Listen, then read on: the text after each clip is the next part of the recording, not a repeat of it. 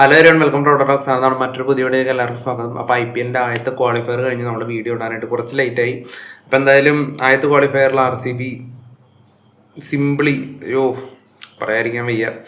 എന്തായാലും simply RCB 92 റൺസിനൊക്കെ ജയിച്ച് ഫൈനലിലേക്ക് അവരുടെ തുടർച്ചയായ രണ്ടാമത്തെ ഫൈനലിലേക്ക് അവർ യോഗ്യത നേടിയിരിക്കുകയാണ്. അപ്പോൾ RCB ഇതുവരെ IPL ഫൈനല് കളിച്ചിട്ടുണ്ട്, അവർ ഒരു തവണ കിരീടം നേടിയിട്ടുണ്ട്. അപ്പോൾ തുടർച്ചയായിട്ട് രണ്ടാമത്തെ ഒരു ഫൈനൽ എന്നൊക്കെ പറയുമ്പോൾ RCBയുടെ ഈ ഒരു ഫേസ് എത്രത്തോളം സുന്ദരമാണ് അല്ലെങ്കിൽ എത്രത്തോളം മനോഹരമാണ് അവരുടെ ഫാൻസിന് സമ്മാനിക്കുന്നതെന്നാണ് ആലോചിച്ച് നോക്കിയാൽ മതി.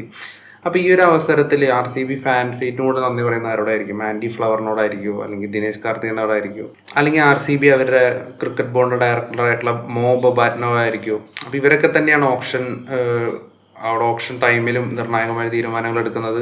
വലിയ രീതിയിൽ സ്കൗട്ടിങ് നടത്തി നല്ല പ്ലേയേഴ്സിന് ടീമിലൊക്കെ എത്തിക്കുന്നതിനൊക്കെ മുഹമ്മദ് ബാറ്റ്, അതുപോലെ തന്നെ ആൻഡി ഫ്ലവർ, ദിനേശ് കാർത്തിക്, മെൻഡറായിട്ടുള്ള ദിനേശ് കാർത്തിക്, അപ്പോൾ ഇവരൊക്കെ ഇൻപുട്ട് അതിലുണ്ട്.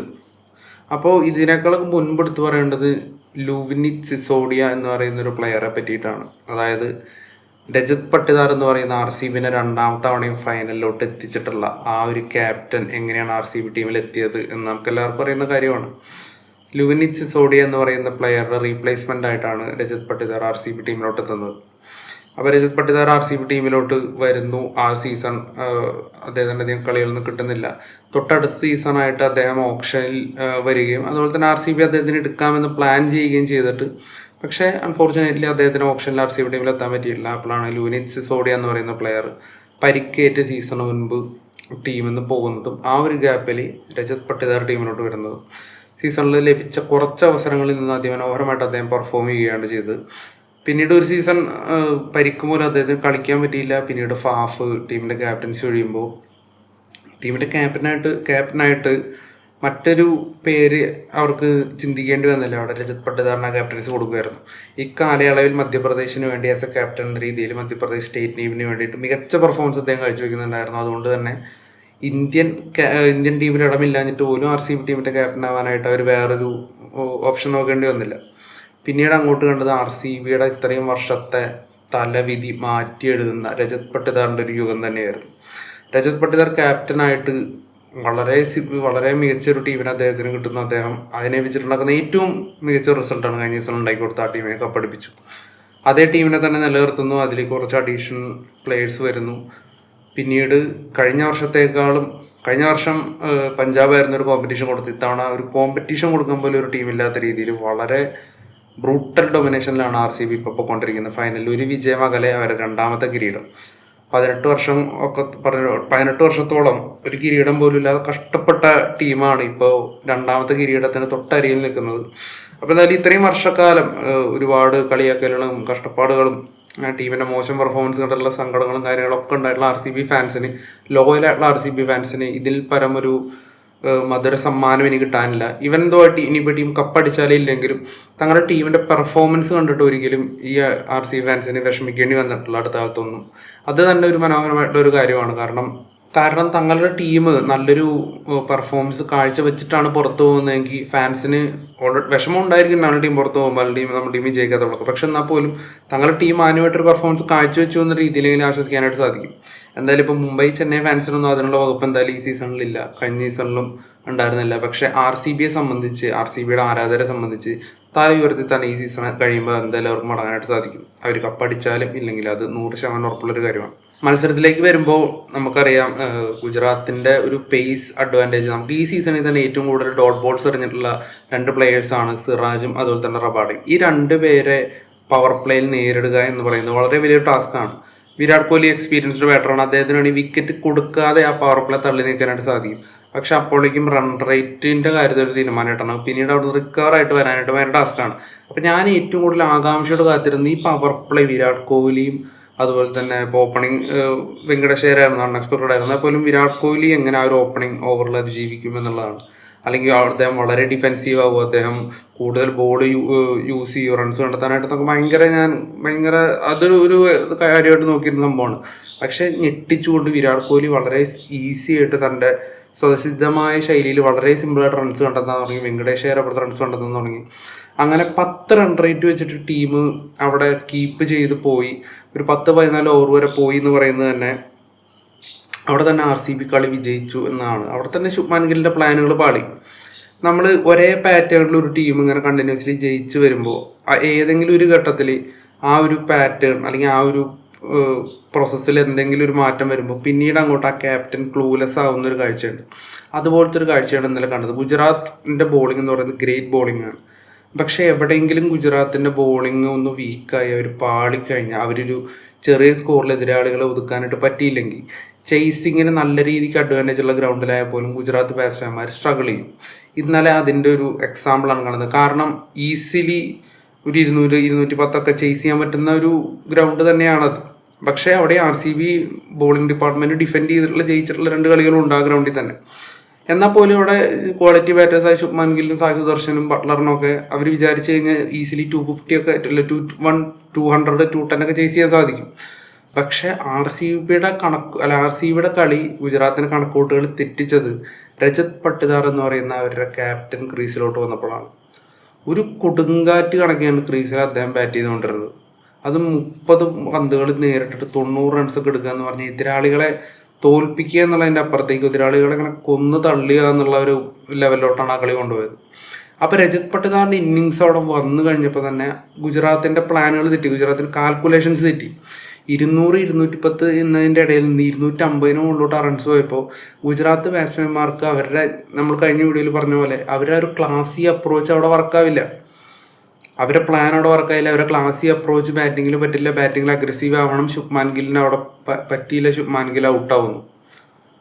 സായ് സുദർശൻ ഒരു പരിധിക്ക് അപ്പുറത്തോട്ട് അഗ്രസീവ് ആകാൻ പറ്റില്ല. സായ് സുദർശനും തൻ്റെ ഒരു നാച്ചുറൽ ഗെയിമിൽ നിന്ന് മാറി നിൽക്കുന്നു.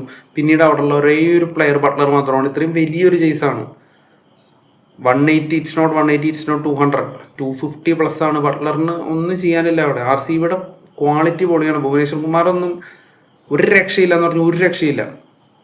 എങ്ങനെയാണ് ആ മനുഷ്യൻ ഈ ഒരു ഏജിൽ ഇത്രയും പീക്ക്, അതും ബുംറയ്ക്ക് പോലും അടിതെറ്റിയിട്ടുള്ള ഈ ഒരു വേൾഡ് കപ്പിൽ ഭുവനേശ്വർ കുമാർ എങ്ങനെയാണ് ഇത്രയും പീക്ക് ചെയ്യുന്നതെന്ന് അത്ഭുതമാണ്. സിംപ്ലി എത്ര കിട്ടുമായിട്ടാണ് ഓപ്പണിംഗ് സ്പെല്ലൊക്കെ എറിഞ്ഞു പോകുന്നത്.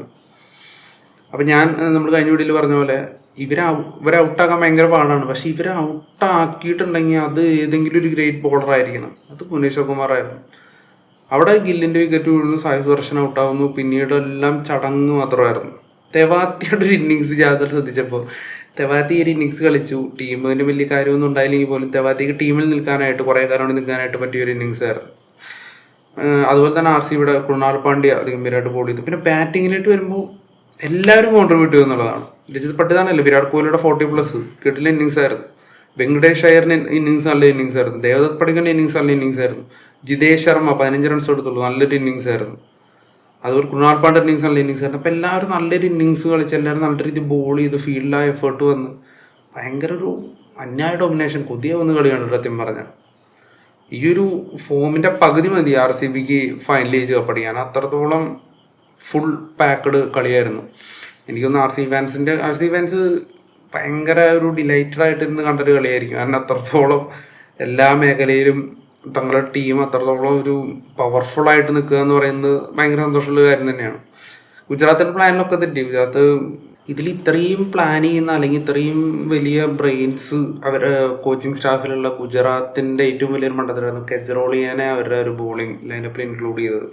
അതും രജത് പട്ടിദാറിനെ പോലെ അത്രയും സ്പിൻ ബാഷറായിട്ടുള്ള ഒരു പ്ലെയറിന് മുന്നിലേക്ക് കെജ്റോളിനെ ഇട്ട് കൊടുത്തു. അദ്ദേഹം എന്താണോ അദ്ദേഹത്തിന് ചെയ്യാൻ പറ്റുന്നത് അതിൻ്റെ മാക്സിമം അദ്ദേഹം ഓവറിൽ ചെയ്തിട്ടുണ്ട്.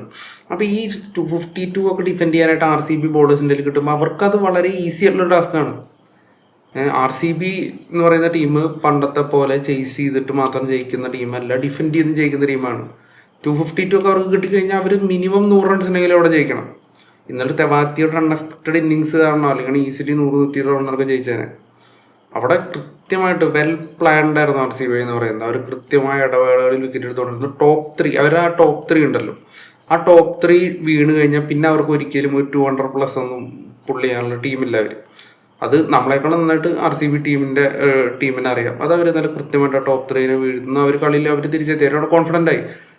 തെവാത്തി അടിച്ചുകൊണ്ടിരിക്കുമ്പോൾ പോലും RCB കോൺഫിഡൻ്റ് ആണ്. അതിൻ്റെ അവർ ആ ഒരു കൽപ്പം കളി ലൂസായാലും കുഴപ്പമില്ലാത്ത രീതിയിൽ കളിച്ചതാണ്. അപ്പോൾ well calculated, well planned, well executed അതിൻ്റെ റിസൾട്ടാണ് കഴിഞ്ഞ മത്സരത്തിൽ കണ്ടത്. ഇതേ ഒരു മൊമെന്റം അല്ലെങ്കിൽ ജസ്റ്റ് വൺ മാച്ചാണ്, ആ മാച്ചിൽ ഇത് തന്നെ ഇതിൻ്റെ ഒരു ആവർത്തനം. ഇപ്പോൾ ഗുജറാത്ത് ആയിക്കോട്ടെ അല്ലെങ്കിൽ രാജസ്ഥാൻ ആയിക്കോട്ടെ, ഈ രണ്ട് ടീമിൽ ഏത് ടീമിനെതിരെയാണെങ്കിലും RCB ഗുജറാത്തിൻ്റെ തന്നെ ക്വാളിഫയർ വണ്ണ് ചെയ്തതിൻ്റെ പകുതി മാത്രം ഇനി എക്സിക്യൂട്ട് ചെയ്താൽ മതി, അവർക്ക് കിരീടം എന്തായാലും സ്വന്തമാക്കാൻ സാധിക്കും. അപ്പോൾ ടീമുകളുടെ എണ്ണം ചുരുങ്ങിയിട്ടുണ്ട്. അപ്പോൾ അങ്ങനെ ടീമുകൾ പ്ലേ ഓഫിൽ കടന്ന ടീമുകളുടെ എണ്ണം അങ്ങനെ ചുരുങ്ങിയിട്ട് അവസാനത്തെ ഒരു ടീമിനുള്ള കാത്തിരിപ്പാണ്. അപ്പോൾ എന്തായാലും വീണ്ടും RCB ആകുമോ അല്ലെങ്കിൽ വീണ്ടും വേറെ ഗുജറാത്ത് ആകുമോ അല്ലെങ്കിൽ രാജസ്ഥാൻ ആകുമോ എന്നൊക്കെയുള്ള എന്തായാലും ഇതിലാണ്. അപ്പം എന്തായാലും ഏറ്റവും ഡിസേർവിങ് ആയിട്ടുള്ള ടീം തന്നെ വിജയിക്കുള്ളൂ. IPL ആണ്, ഭയങ്കര കോമ്പറ്റേറ്റീവ് ആണ്. അവിടെ പിന്നെ യാതൊരു ഭാഗ്യത്തിൻ്റെ മറ്റു കാര്യങ്ങളുടെ ആനുകൂല്യമൊന്നും ഒരു തേങ്ങാക്കൂലി ഇല്ല. അപ്പം എന്തായാലും ഡിസേർവിങ് ആണ്. അപ്പോൾ ഫുൾ എഫേർട്ട് ഇടുന്ന ഒരു സംഭവം ഉണ്ട്. അതായത് കളി തോറ്റ് അല്ലെങ്കിൽ കളി ജയിച്ചു എന്ന് ഉറപ്പായാലും നമ്മളവിടെ കളി ലൂസാക്കാതെ ഫുൾ എഫേർട്ട് ഇടുക എന്നുള്ളതാണ്. അപ്പോൾ പഞ്ചാബിൻ്റെ കേസിൽ നമ്മൾ കണ്ടതാണ്. അവർ ഫസ്റ്റത്തെ 7 മത്സരം കഴിഞ്ഞപ്പോൾ തന്നെ അവർക്ക് കപ്പ് കിട്ടിയെന്ന് പറഞ്ഞൊരു ഫീലായിരുന്നു. അതുകൊണ്ട് അടുത്ത 7 മത്സരങ്ങളും തോറ്റ് ഇപ്പോൾ കപ്പുമില്ല കോപ്പുമില്ല പുറത്തായിട്ടുണ്ട്. അപ്പോൾ മാക്സിമം ചെയ്തിട്ടുണ്ട് RCB ടീം. അപ്പോൾ എന്തായാലും അവർക്ക് ഈ സീസണിൽ കപ്പ് കിട്ടിക്കഴിഞ്ഞാൽ യാതൊരു അത്ഭുതമില്ല, അവർ ഡിസേർവിങ് ആണ്. അപ്പോൾ എന്തായാലും നമ്മളടുത്ത വീഡിയോ ആയിട്ട് വീണ്ടും വരുന്നതായിരിക്കും. അപ്പോൾ നമ്മൾ ബാക്കി കാര്യങ്ങളൊക്കെ കൂടുതൽ ചർച്ച ചെയ്യുന്നതായിരിക്കും. അപ്പോൾ IPL റിലേറ്റഡ് ഒരുപാട് ട്രേഡ് റൂമേഴ്സ് അല്ലെങ്കിൽ ഒരുപാട് കാര്യങ്ങളൊക്കെ വരുന്നുണ്ട്. അപ്പോൾ എന്തായാലും രജത് പട്ടിദാർ എന്ന് പറയുന്ന പ്ലെയർ, അദ്ദേഹത്തിൻ്റെ ഒരു ഐഡൻറ്റിറ്റി അദ്ദേഹം കാണിച്ചൊരു മത്സരം ഇന്ത്യൻ ടീമിൽ, നമ്മളിപ്പോൾ ഇന്ത്യൻ T20 ടീമിലൊക്കെ ഒരുപാട് അഴിച്ചുപണികൾക്ക് സാധ്യത ഉണ്ടെന്ന് കേൾക്കുന്നുണ്ട്. അപ്പോൾ സൂര്യകുമാർ യാദവിനെ പറയാൻ നെക്സ്റ്റ് ക്യാപ്റ്റൻ എന്നൊക്കെ പറയുമ്പോൾ രജത് പട്ടിദാറിൻ്റെ പേര് ഫ്രണ്ട് ലൈനിൽ തന്നെ, ശ്രേയസ് അയ്യർക്ക് മുകളിൽ രജത് പട്ടിദാറിൻ്റെ പേര് തീർച്ചയായിട്ടും വരും. അത് എന്തൊക്കെ അത്ഭുതങ്ങൾ സംഭവിച്ചാലും രജത് പട്ടിദാർ എന്ന് പറയുന്ന പ്ലെയർ ആ ഒരു സെലക്ഷൻ ലിസ്റ്റിൽ തീർച്ചയായിട്ടും ഉണ്ടാവും. അതിനുള്ള ഒരു പെർഫോമൻസ് അദ്ദേഹം കാഴ്ചവെക്കുന്നുണ്ട്. T20 ടീമിൽ ട്രൂലി ഡിസേർവിംഗ് ആണ് വരാനായിട്ട്. അപ്പോൾ എന്തായാലും ODI ടീമിൽ ചാൻസ് കിട്ടുമെന്ന് അറിയില്ല. എന്തായാലും നമുക്ക് നോക്കാം. ഇനിയിപ്പോൾ ഒരുപാട് മാച്ചസ് വരുന്നുണ്ടല്ലോ, അടുത്ത ODI വേൾഡ് കപ്പിന് മുന്നേ ആരൊക്കെ വരും പോകുമെന്ന് നമുക്കറിയില്ല. അപ്പോൾ എന്തായാലും വീഡിയോ നമ്മൾ അവസാനിപ്പിക്കാൻ, അടുത്ത വീഡിയോ ആയിട്ട് നമ്മൾ വീണ്ടും വരുന്നതായിരിക്കും. വീഡിയോയുടെ ക്വാളിറ്റി കുറവൊക്കെ ക്ഷമിക്കുക. നമ്മൾ അടുത്ത വീഡിയോ കുറച്ചുകൂടി ബെറ്റർ ആക്കി ഇടാം. Thank you.